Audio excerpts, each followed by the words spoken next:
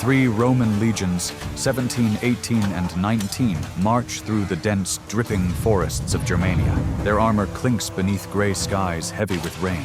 The empire stretches far from the Rhine, and yet Rome believes its power is endless. They do not know that soon. These woods will become a graveyard. In the mist ahead waits Arminius, a trusted Germanic officer in Roman service who has already betrayed them. The trap is set. The forest listens. The storm begins.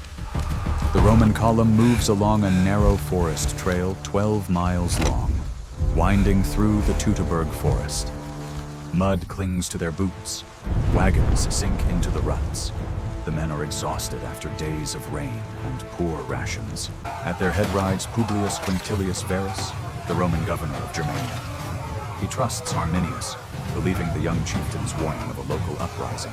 Behind him stretch 15,000 men, unaware that the forest itself has turned against them. The first sounds of chaos begin small, a rustle, a whisper, a cry. Then the forest erupts. Screams echo as javelins rain from above, hurled from invisible treetops. Arrows slice through the downpour. Legionaries try to form up, but the trees are too close, the ground too soft. The discipline of Rome, its greatest weapon, has no room to breathe. From the shadows, Cherusci, Bructeri, and Marsi warriors charge, painted with mud and blood, roaring war cries that drown beneath the thunder.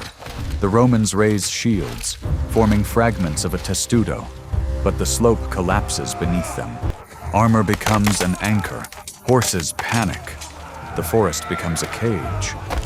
By mid-morning, the first cohort is gone cut apart before they can draw a line.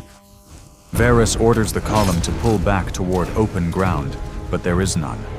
The forest thickens, the rain hardens, and the road disintegrates. Every wagon stuck in the mire slows 100 men. Behind them, the wounded scream, calling for help that will never come. Arminius vanishes, his betrayal complete. In nearby ravines, the Germanic warriors rearm, dragging Roman shields from corpses, mocking Latin orders in broken tongues.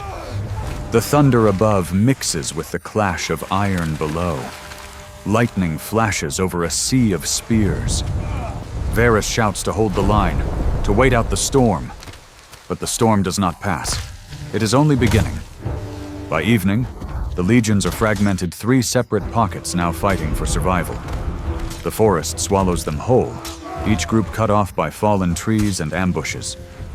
The 17th Legion is encircled on a slope, their eagles raised defiantly as arrows fall. The 18th tries to move toward the west, but is bogged down in marshland shields sinking into the mud, men collapsing under their own armor. The 19th, led by Verus himself, still hopes to reach open ground near Calchris Hill, unaware that the enemy already controls the ridges above. Hours pass. Rain turns red with blood. The forest reeks of iron, sweat, and death. Night falls. Torches flicker weakly under the storm. The Romans dig shallow trenches, stacking bodies as makeshift walls. They whisper prayers to Jupiter, to Mars, to the emperor himself. None answer. Arminius walks among his warriors, their faces lit by firelight. He orders them to rest, to strike again at dawn. Around him, thousands of tribesmen, once subjects of Rome, now prepare to finish the empire's proudest sons. For the first time, Germania stands united not under Rome, but against it. Dawn brings no mercy. The second day begins with screams. Germanic warriors surge down the hillsides, axes swinging, spears thrusting through armor. The Roman rearguard collapses first, then the center.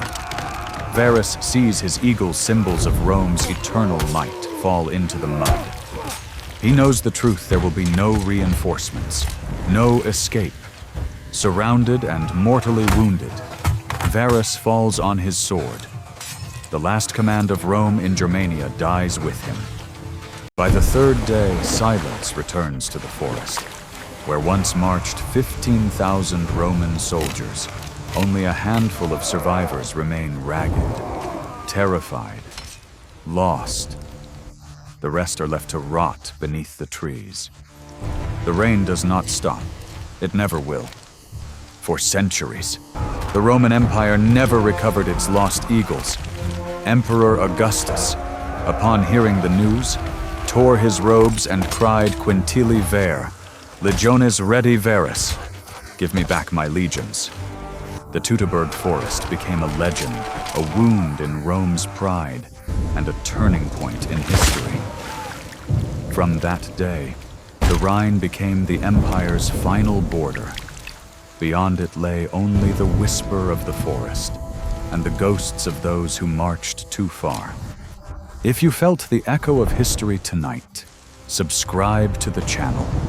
Join us next time as we step once more into the shadows of the ancient world, where every battle shaped the destiny of empires.